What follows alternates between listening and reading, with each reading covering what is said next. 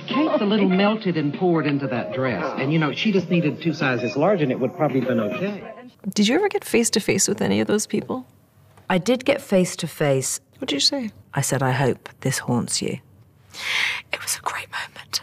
And the Oscar goes to Kate Winslet. Leo, I'm so happy I can stand here and tell you how much I love you and how much I've loved you for 13 years.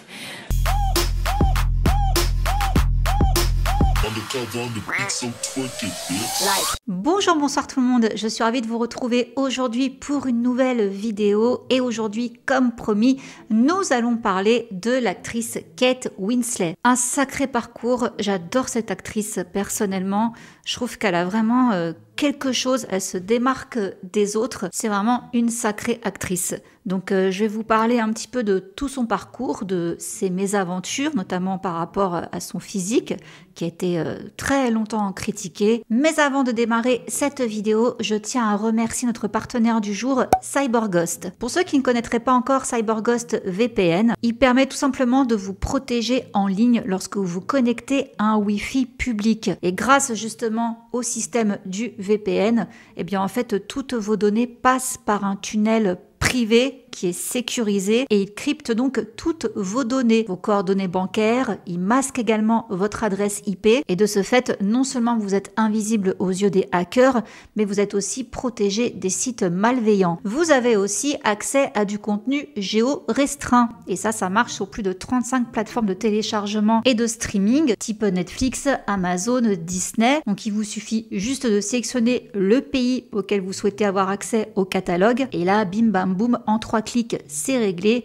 Vous pouvez débloquer ce catalogue. Parce que oui, pour rappel, si vous ne le saviez pas, on n'a pas forcément le même catalogue Netflix en France que sur le Netflix japonais, américain, etc. CyberGhost est compatible avec Mac, iOS, Android, Windows, console de jeu et sachez qu'avec un seul abonnement, vous pouvez protéger jusqu'à 7 appareils. Donc si vous souhaitez tester tous les avantages de CyberGhost, grâce au lien que je vous mets juste ici, mais également en barre d'infos et en commentaire épinglé, vous aurez 83% de réduction. L'abonnement vous reviendra donc à 2 € par mois et vous avez en plus de cela 4 mois gratuits. Si jamais il y a le moindre souci, il y a une assistance qui est disponible 24 heures sur 24, 7 jours sur 7 et en français. Et si jamais ça le faisait pas, eh bien vous avez 45 jours satisfaits ou remboursés. Merci encore CyberGhost de sponsoriser cette vidéo et maintenant c'est parti avec donc notre chère Kate. Elle est née le 5 octobre 1975 à Reading en Angleterre et elle est en plus d'être actrice, productrice. Elle est la deuxième d'une fratrie de 4 enfants. Sa mère travaillait comme nounou et également serveuse et son père était acteur mais il avait un petit peu du mal donc il avait d'autres emplois à côté pour soutenir sa famille. Ses grands-parents du côté de sa mère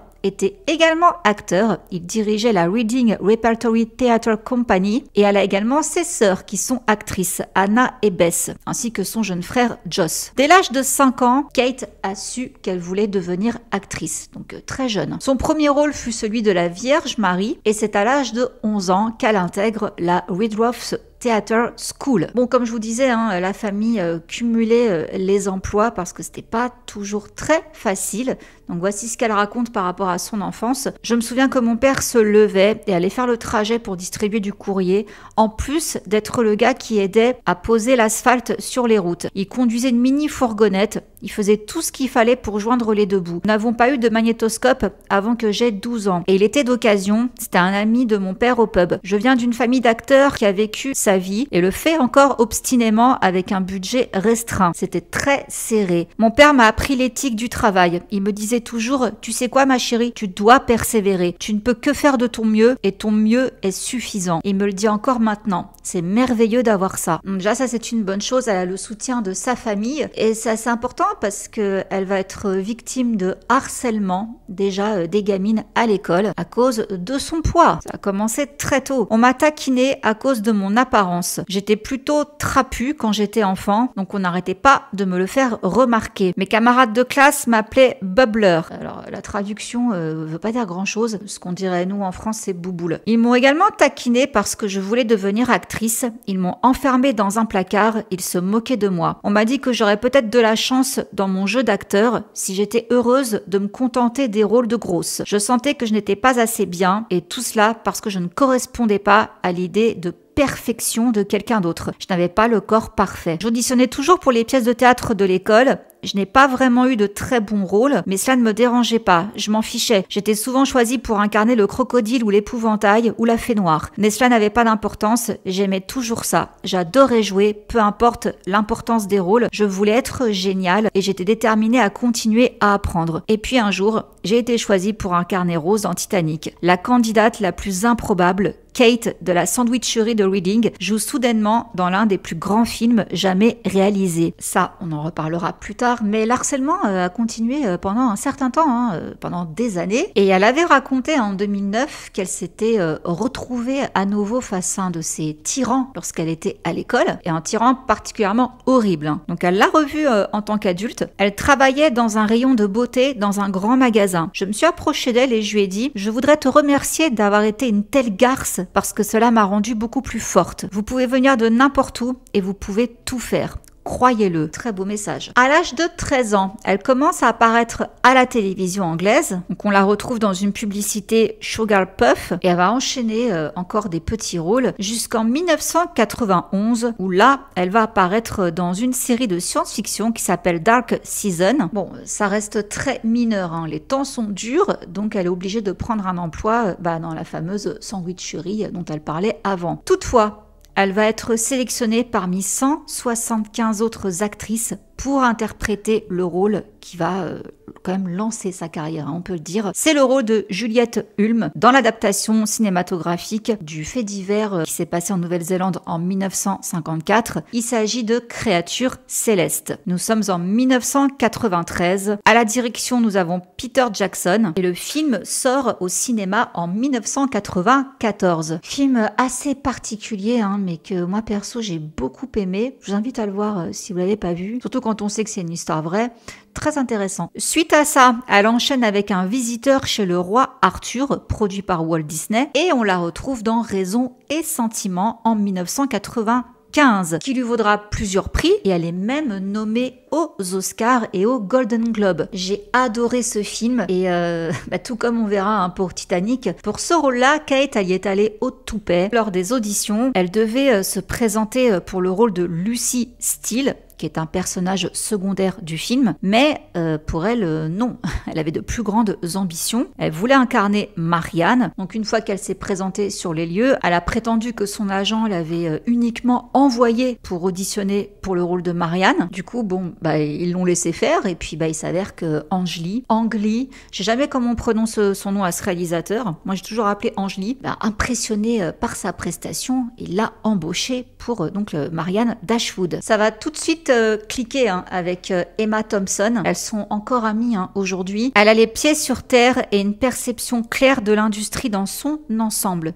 déclarait Kate à propos d'Emma. Elle était très protectrice envers moi. Je pense qu'elle était en fait juste un peu inquiète. Pas que je déraille, parce que ce n'était clairement pas dans ma personnalité, mais juste que la célébrité peut être particulièrement écrasante et elle ne savait pas comment j'allais la gérer. Elle m'a dit « N'oublie pas qu'il est tout aussi important de ne pas travailler que de travailler. » Et je ne l'ai jamais oublié. Je savais que je ne voulais pas que cela m'épuise. Je voulais faire ce métier toute ma vie. Et je me suis dit, si je suis surexposée, les gens en auront peut-être marre de moi un jour. Je me souviens que j'ai pris ce qu'Emma m'avait dit très au sérieux et que j'ai agi en conséquence. Et je suis toujours en train d'agir en conséquence, en fait. Alors, les problèmes de poids, c'est pas terminé, parce que les critiques, elles s'en mangent encore. Et Emma Thompson, justement, lui a dit, si tu oses essayer de perdre du poids pour ce travail, je serai furieuse contre toi. Elle lui a offert un exemplaire de The Beauty Myth sur l'erreur que font les femmes lorsqu'elles croient qu'elles doivent être minces. Et petite anecdote quand même sympatoche que j'ai trouvée, donc je vous la partage. Sachez que l'acteur qui joue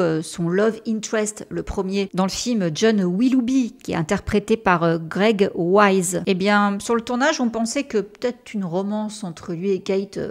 ça pourrait le faire dans la vraie vie, sauf que non, Et il s'avère qu'à ce moment-là, Emma Thompson, son mariage, il battait de l'aile avec Kenneth Branagh. Du coup, Kate s'est dit, je pense plutôt que Greg, il irait bien avec Emma. Donc, elle a joué les entremetteuses et ça a marché. Alors, au début, Emma était pas convaincue parce que, oui, elle avait un crush sur lui, mais elle était un peu plus âgée. Ah bah non, c'est pas grave, c'est une histoire qui roule, parce qu'ils sont encore ensemble. Merci Kate. Suite à ça, elle va tourner dans 2 films, Jude et Hamlet. Alors Hamlet, ça m'a pas marqué personnellement, mais alors Jude, oh là là là là là là là là. Aux côtés de Christopher Eccleston. Mon Dieu, alors franchement ce film, il faut le voir. Kate est magnifique dedans et sa prestation est époustouflante. Mais alors je vous préviens, préparez les mouchoirs. Je sais pas si vous avez lu le roman, parce que c'est issu du roman de... que je dise pas de bêtises. C'est Hardy. Je crois que c'est de Hardy. C'est une histoire d'amour entre un cousin et une cousine. C'était mal vu et il y a des enfants dans l'histoire et une tragédie à la fin. Donc âme sensible, s'abstenir, parce que moi j'ai vu ce film, j'étais toute jeunette, j'étais traumatisée. Le paquet de mouchoirs et la séance de psy derrière, quoi. Parce que mon Dieu qu'il est dur ce film. C'est l'un des films de Kate que j'ai le plus aimé en termes de prestations, tout ça. Mais je l'ai pas revu depuis très longtemps parce que il vous plonge en dépression, quoi. Mais il est très beau. Donc suite à ces 2 films, on va commencer à parler de choses très sérieuses. Elle entend parler de Titanic. Un défi, un beau challenge à relever parce que alors là, rien à voir avec tout ce qu'elle a fait jusqu'à maintenant, quoi. Mais là, on parle quand même de Titanic, un film porté sur l'histoire vraie de ce naufrage qui a choqué la terre entière et même encore maintenant, on en parle toujours. L'insubmersible qui coule. Donc Kate veut être de la partie. Normal, mais bon, c'est une actrice britannique, c'est pas une star hollywoodienne. Là, on parle d'un film qui va coûter très cher. Donc, on se doute bien que c'est pas à elle que James Cameron va penser en premier lieu. Alors, elle va prendre les devants. Et elle appelle son agent et elle demande le numéro de téléphone de James Cameron. Je ne le laissais jamais tranquille. Je me souviens de l'avoir appelé continuellement jusque dans sa voiture pour lui dire « Laissez-moi vous montrer que je peux jouer ce rôle ». Il a dû se dire que je ne lâcherais pas le morceau. Je me faisais passer pour une Américaine. Je voulais qu'il surmonte cet obstacle et qu'il n'ait pas peur d'engager une Anglaise pour jouer ce rôle. Bon, à un moment donné, James Cameron s'est dit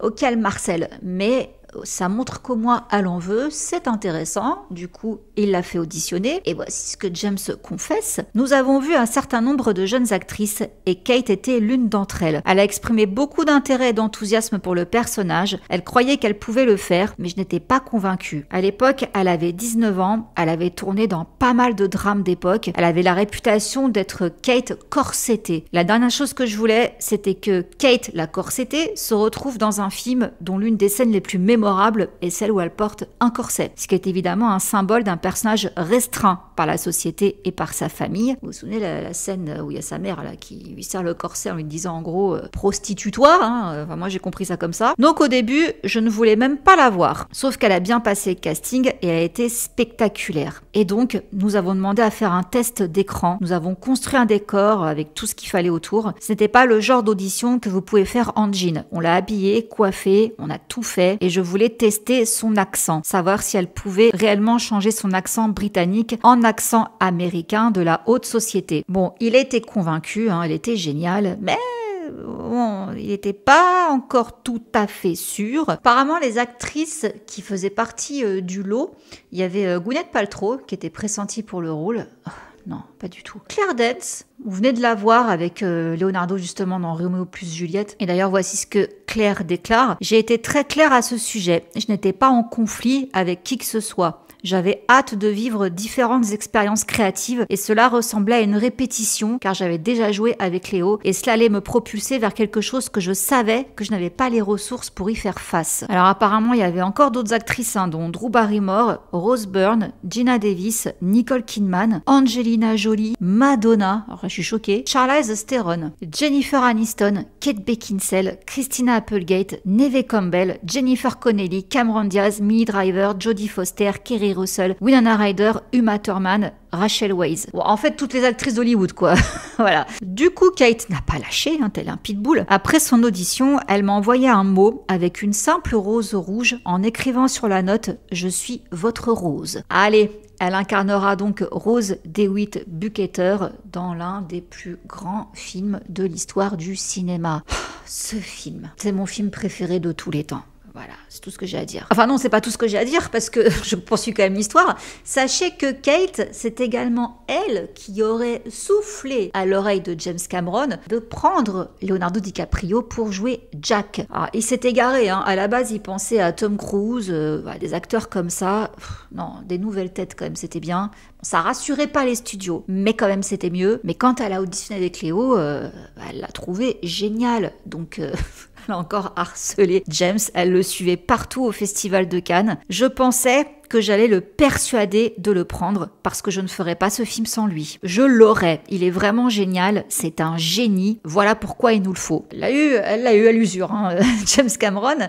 Du coup, allez, Léo est embauché. Le 19 décembre 1997, on a tous chialé en découvrant Jack et Rose. Ils sont sur un bateau qui finit par couler, on le sait depuis le début, et pourtant, voilà quoi, on espère.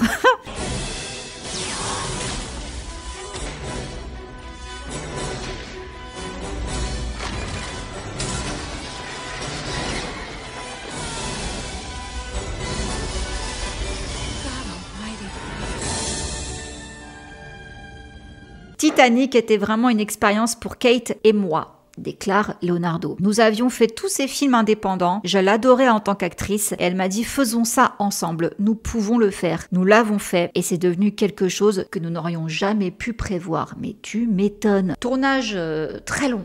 Très long. Il a duré 7-8 mois. De toute façon, je vous ferai une vidéo sur le tournage de Titanic parce que j'ai envie de vous la faire depuis un moment et je vous raconterai justement toute l'histoire Titanic, mais Kate a quand même failli y passer 2 fois. Hein. Donc elle a raconté justement lors du Late Show qu'elle avait failli se noyer à la fin du tournage d'une scène. Sa veste était restée accrochée à une barre de fer. Je n'avais plus de souffle. J'ai cru que j'allais étouffer. Alors même s'il n'était pas réellement dans le nord de l'océan Atlantique pour tourner les scènes du naufrage dans le film, le bassin était quand même très grand. La piscine était froide. Hein. Là où ils ont tourné la scène I Never Let Go, voilà, c'était réellement froid. Mais c'était une torture pour Kate qui a cru mourir d'hypothermie. J'avais tellement froid. Et sachez qu'il y a eu quand même des rumeurs de romance entre Kate et Léo. Il n'en est rien. Il ne s'est jamais rien passé entre eux. Et voici justement ce que raconte Kate. J'ai été un peu chamboulée de travailler avec un si beau jeune homme et j'avais peur de tomber amoureuse. Je pensais réellement que ça allait être le cas parce qu'il est très beau, c'est certain. Mais non, ça ne s'est pas passé comme ça. Mais je dois dire que notre proximité et la force de notre amitié est une chose que beaucoup de mes amis m'envient énormément. Il est férocement intelligent, très très curieux. Je l'ai vu comme une sorte de fouillis de membres longs, maigres et désordonnés. Il était très libre avec lui-même, il avait une énergie effervescente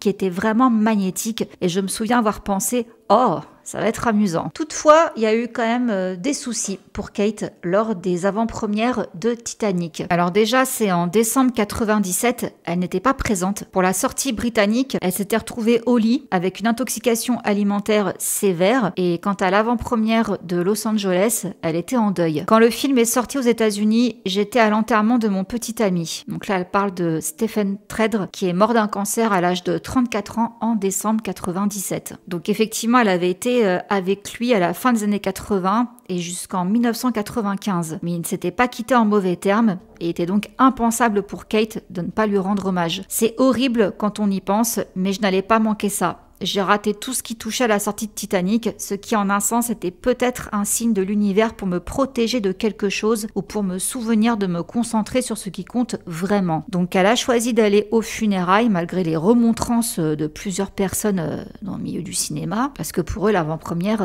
c'était plus important. Ça m'a un peu déprimée. Quelqu'un avec qui j'ai passé plus de 4 ans de ma vie venait de mourir et les gens me disaient « On comprend, ça doit être dur, mais tu ne penses pas que Stephen aurait voulu que tu viennes à l'avant-première ?»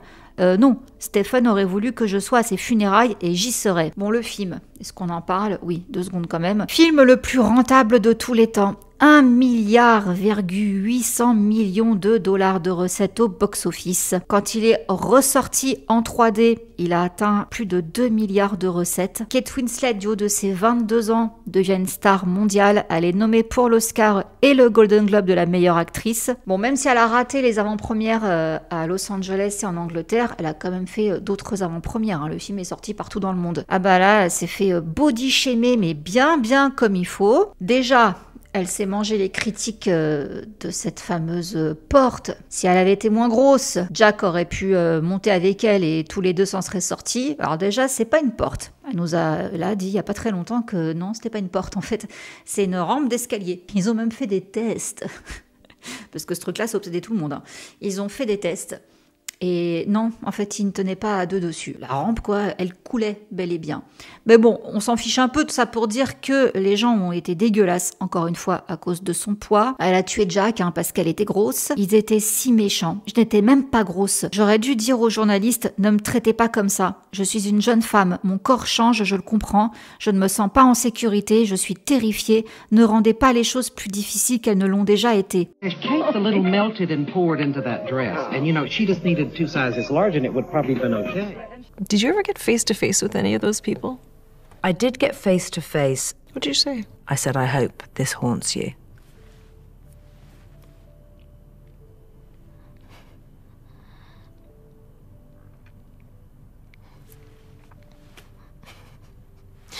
It was a great moment. It was a great moment because it wasn't just for me. It was for all those people who were subjected to that level of harassment. It was horrific. It was really bad. Mais elle dit que l'attention constante des médias commençait à lui peser et justement ça l'a incité à se tourner vers des films plus petits. Être célèbre, c'est horrible. J'étais reconnaissante bien sûr, j'avais une vingtaine d'années et j'ai pu trouver un appartement, mais je ne voulais pas être suivie littéralement en train de nourrir les canards. Bon, elle est quand même reconnaissante d'avoir fait partie du film. Suite à ça, on lui avait proposé le rôle que finalement Gwyneth Paltrow a pris dans Shakespeare in Love. Non, elle a refusé. Elle a également refusé Anna et le roi. Elle a préféré tourner dans Marrakech Express, qui se passe au Maroc avec Saïd Taghmaoui. C'était sympa. Et c'est en tout cas sur ce tournage qu'elle a fait la rencontre de Jim Threepleton, qui est le 3e assistant réalisateur, et ils vont se marier quelques mois plus tard. Ensuite, elle retrouve Jane Campion dans Holy Smoke. J'ai adoré ce film, bien qu'il soit très spécial, avec Harvey Keitel. Donc là, elle a pris l'accent australien pour son personnage. Elle a même remporté un prix. Et suite à ça, elle va également prêter sa voix à une fée dans le film d'animation Fairies en 2000. Elle rejoint Geoffrey Rush pour le film Kills, la plume et le sang, qui est un film sur le marquis de Sade. Et en 2001, on la retrouve au milieu de la Seconde Guerre mondiale pour Enigma, qui lui vaudra l'Empire Award de la meilleure actrice. Et là, elle devient maman. Donc elle accouche d'une petite fille qui s'appelle Mia Honey Threepleton le 12 octobre 2000. Malheureusement, l'année suivante, le 13 décembre, elle divorce et elle entame une relation avec le réalisateur Sam Mendes. Donc quand elle parle de son mariage avec Jim, elle le décrit comme un gâchis et elle dit qu'elle avait perdu le contrôle de ses instincts pendant cette période. En 2001, on la retrouve dans un drame biographique qui s'appelle Iris, où elle va être encore nommée aux Oscars, et elle enchaîne avec encore un film d'animation, donc elle prête sa voix pour un chant de Noël, et elle enregistre même une chanson que je vous ai partagée il n'y a pas longtemps sur Instagram, What If. Donc en plus, elle sait chanter. Suite à ça, elle rejoint Kevin Spacey pour La vie de David Gale, réalisé par Alan Parker. Je sais pas si vous avez vu ce film, mais moi il m'a retourné. Et ensuite elle enchaîne avec un film qui a beaucoup fait parler, Eternal Sunshine of the Spotless Mind, aux côtés de Jim Carrey. C'est un de ses rôles favoris la concernant. Elle a obtenu une nouvelle nomination aux Oscars ainsi qu'au BAFTA, et elle dit que ce film a marqué un tournant dans sa carrière et a incité les réalisateurs à lui offrir une grande variété de rôles. Donc suite à ça, on la retrouve aux côtés de Johnny Depp dans Neverland, magnifique ce film, et elle donne naissance à un deuxième enfant qu'elle a donc avec Sam Mendes, Joe Alfie Winsley Mendes, qui naîtra le 22 décembre 2003, et 3 mois seulement après son accouchement, elle enchaîne avec un film qui s'appelle Romance et cigarette. Ensuite, on la retrouvera dans Les Fous du Roi, puis elle retourne à l'animation pour prêter sa voix dans Souris City, et ensuite on la retrouve en 2006 dans Little Children, film très particulier, très particulier, où elle incarne une mère discutable. Quand mon agent m'en a parlé, je n'ai rien voulu entendre parce qu'il s'agissait de pédos. Voilà. Ensuite, Le personnage de Sarah ne m'inspire aucun respect. C'est une très mauvaise mère et je ne peux pas non plus respecter le fait qu'elle ait une liaison en fumant des cigarettes roulées à la main dans une suite de palaces. Mais Sarah est aussi un personnage comique. J'aime beaucoup la scène où elle piste son amant et s'apprête à partir en week-end avec sa famille. Elle est si ridicule. Et elle est en plus susceptible de rédemption, ce qui a suffi à lever les réticences que j'avais envers elle. Et après Little Children, changement de registre complet, on la retrouve dans The Holiday, aux côtés de Cameron Diaz, Jude Law. C'est d'ailleurs assez rare de voir justement Kate jouer dans des films aussi légers. Donc petite parenthèse de fraîcheur dans sa filmographie. Et en 2009, elle retrouve à nouveau Leonardo DiCaprio dans Les Noces rebelles sous la direction de son mari Sam Mendes. Alors, les grandes retrouvailles de Kate et Léo. Et justement pendant la promotion de ce film, Kate ne tarit pas d'éloges sur son partenaire Léo, à tel point qu'elle en arrive même à confondre l'acteur avec son propre mari Sam. J'ai l'impression que Léo est plus mon véritable mari que mon propre mari, vu que je parle de lui toute la journée. Donc pour l'occasion, elle s'est confiée sur l'incroyable amitié qui la lie à Léo. Vous ne pouvez même pas imaginer la dernière conversation que nous avons eue. Elle était tellement drôle et m'a tellement fait rire. Nous nous sommes dit, tu imagines si le monde entier savait toutes les choses stupides qu'on se raconte? Nous sommes très très proches. Donc pour ce rôle, elle a obtenu le prix de la meilleure actrice lors des Golden Globes et durant son discours, elle a fait une déclaration justement à Léo. Two incredible men who are such special people in my world. And Leo, I'm so happy I can stand here and tell you how much I love you and how much I've loved you for 13 years. And your performance in this film is nothing short of spectacular and just...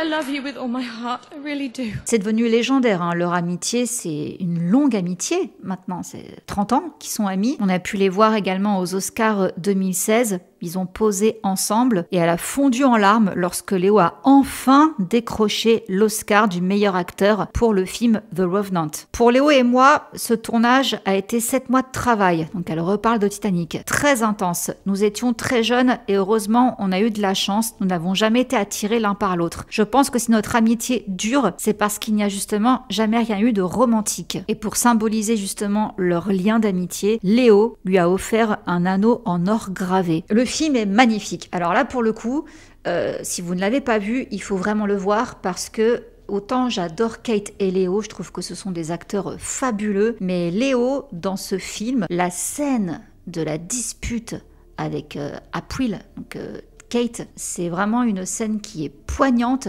et justement Kate disait que quand ils ont tourné cette scène, ça a été horrible pour elle de voir Léo dans cet état. Elle l'avait jamais vu comme ça, mais la performance est... qu'est-ce que c'est beau.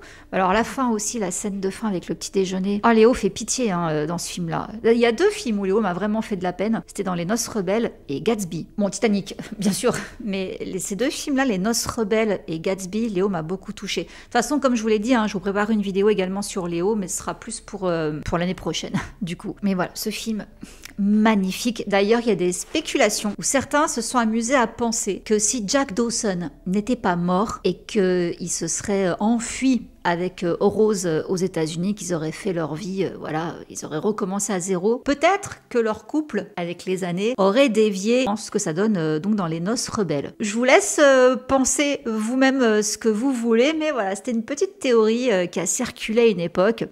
Pourquoi pas? Mais ce serait quand même triste qu'ils aient fini comme ça. Bon, ensuite, elle enchaîne avec The Reader. Elle m'a bluffé également dans ce film-là. Et elle n'a pas bluffé que moi, parce que du coup, c'est grâce à ce rôle qu'elle va justement remporter l'Oscar de la meilleure actrice, ainsi qu'un BAFTA. Donc là, elle a 33 ans, elle a dépassé son propre record en tant que plus jeune interprète à avoir accumulé 6 nominations aux Oscars. Elle est également la 3e actrice de l'histoire à remporter 2 Golden Globes lors de la même cérémonie. C'est hallucinant. hallucinant. Pourtant, sachez qu'elle a bien failli ne jamais jouer dans The Reader. À la base, le premier choix de Stephen Daldry, le réalisateur, c'était bien Kate, sauf que, comme elle tournait Les Noces Rebelles, il y a eu un souci d'agenda. Du coup, on avait pris Nicole Kidman pour la remplacer. Il y a eu une pause dans la production, afin que Nicole Kidman puisse elle-même tourner Australia, de Baz Luhrmann. Puis en janvier 2008, Nicole devait venir jouer donc dans The Reader, mais elle est tombée enceinte. Du coup, elle s'est désengagée du film. La Kate était disponible. Du coup, elle a intégré la distribution. Tant mieux, parce que du coup, elle a eu l'Oscar. C'était la première fois que je travaillais avec un réalisateur qui pouvait être ouvertement nerveux et vulnérable. Stephen Daldry disait « Pourquoi tu me regardes ? Je n'ai pas non plus la moindre idée de la façon dont tu vas jouer. Nous le ferons ensemble. » Il savait que Kate était capable de se débrouiller seule. Il avait même déclaré « Elle passe par une énorme quantité de préparation pour trouver l'accent ou la voix du personnage,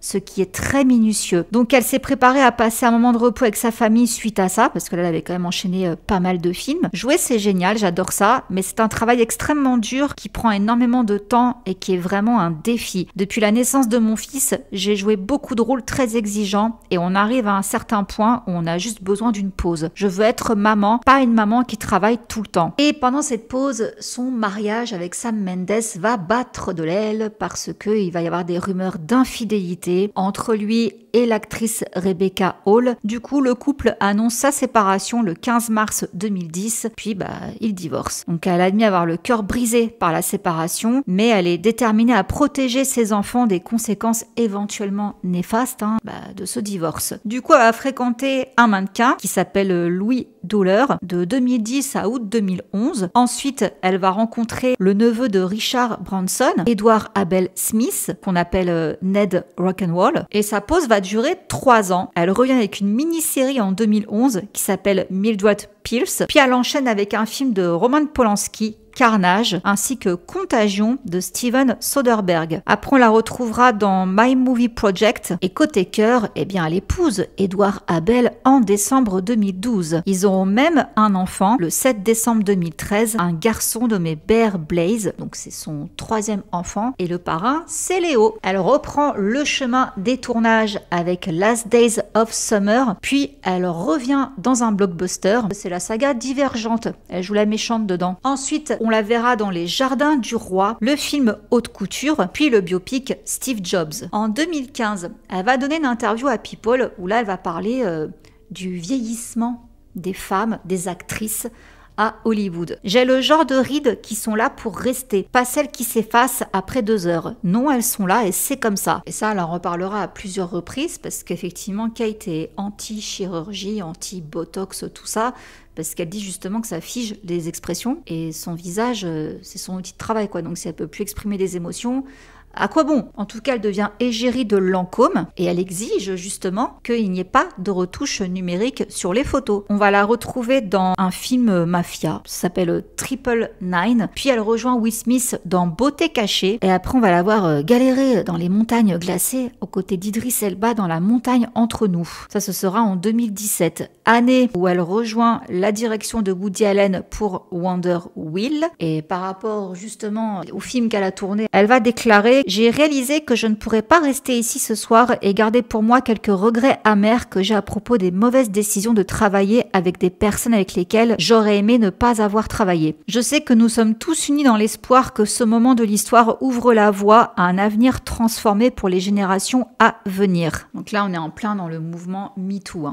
Bon, suite à ça, elle reprend le chemin des plateaux. On la verra dans Blackbird, puis Ammonite, ainsi qu'un film d'animation, elle prête sa voix dans La vallée des Moomins. Et elle retourne à la télévision pour la mini-série Mare of Easton, que j'ai regardé là, il n'y a pas longtemps. C'est pas mal. C'est assez sombre, c'est pas mal du tout. Et elle va même obtenir pour ce rôle un Emmy Award de la meilleure actrice ainsi qu'un Golden Globe. Suite à cette série, elle fait une pause. Elle prend 1 an pour se détendre. J'ai pris congé l'année dernière pour être avec ma famille et me remettre de Mare of Easton. C'était bien de se remettre un peu de ce tournage, mais maintenant je suis prête à m'y remettre. Pour un acteur, il n'y a rien de plus excitant que d'être dans une pièce avec d'autres acteurs. J'en ai encore envie, mais j'ai beaucoup de choses à faire cette année. donc je suis impatiente de commencer. Elle retrouve James Cameron pour Avatar, la voix de l'eau, où elle a battu un record quand même. Elle a pu retenir sa respiration pendant 7 minutes et 14 secondes durant le tournage. Elle a fait des scènes sous l'eau. Donc elle a battu le record d'apnée détenu par Tom Cruise. Petite anecdote au passage. Donc ce second volet d'Avatar sort fin 2022. Il rapporte 2 milliards de dollars de recettes mondiales. Troisième film le plus rentable de tous les temps. Et deuxième film de Kate Winslet après Titanic à avoir franchi la barre des 2 milliards de recettes. On va la retrouver aussi dans une série. On la voit d'ailleurs avec sa fille, donc la toute première, Mia Twipleton, qui fait aussi du cinéma. Et le 9 octobre 2024, on a pu la retrouver au cinéma dans Lee Miller. Sacré morceau. Elle produit et elle joue dans ce film qui retrace le destin d'une ancienne mannequin devenue reporter de guerre pour le magazine Vogue afin de documenter la Seconde Guerre mondiale. Le personnage s'est immiscé en moi au fil des années de développement du film. Cela a pris 7 ans. 7 ans d'apprentissage. Il fallait, si possible, rassembler tout sur elle, écouter des enregistrements de sa voix. J'ai passé des mois à apprendre à utiliser son appareil photo. Je ne voulais pas que cela semble être un accessoire. Ça devait être comme une extension de mes bras, comme si je ne réfléchissais pas. C'était important, car même si la caméra est une partie essentielle du film, elle devait aussi disparaître. Nous n'avions que 9 semaines pour tourner, compte tenu du budget dont nous disposions. Ensuite, nous avons dû retarder la sortie du film, car il me semblait injuste de le sortir au moment de la grève des scénaristes et des acteurs à Hollywood. Maintenant qu'il sort enfin, cela représente 9 ans de ma vie. Mais j'ai réussi à le faire. On la retrouvera l'an prochain dans le 3e opus d'Avatar, Fire and Ash. Voilà les amis pour le parcours de Kate. J'espère que cette vidéo vous aura plu. Ça faisait longtemps que je voulais parler de Kate. Quel est votre film préféré de Kate Winslet? Voilà, c'est la seule question que j'ai à vous poser. Je sais qu'elle est très aimée. Elle a fait tellement de bons films. Ça va être dur d'en choisir un, mais si vous deviez en choisir un, ce serait lequel? Moi, je sais que je ne peux pas. Voilà, je sais que je ne peux pas parce qu'entre Titanic, Les Noces Rebelles, sa prestation dans Jude, David Gale, Holy Smoke, et enfin voilà, la liste commence à être longue quoi, donc je sais pas. Je pense que je retiendrai Titanic, vu que c'est mon film préféré. Voilà. En tout cas, je vais vous laisser là, et on se retrouve donc à partir de demain pour toute la semaine de vidéos que je vous fais chaque année pour Noël. J'espère que ça vous fait plaisir. Il y aura un peu de tout. Et je remercie encore chaleureusement CyberGhost VPN d'avoir sponsorisé cette vidéo. Donc n'oubliez pas, pour profiter de l'offre de 83% de réduction, vous avez le lien que je vous remets ici, mais vous l'avez aussi en barre d'infos et en commentaire épinglé. 2 € par mois, plus 4 mois gratuits. Profitez-en. Sur ce, je vous laisse. Bonne fête à tous et je vous fais plein de gros bisous. À demain. Mouah. Bisous, ciao.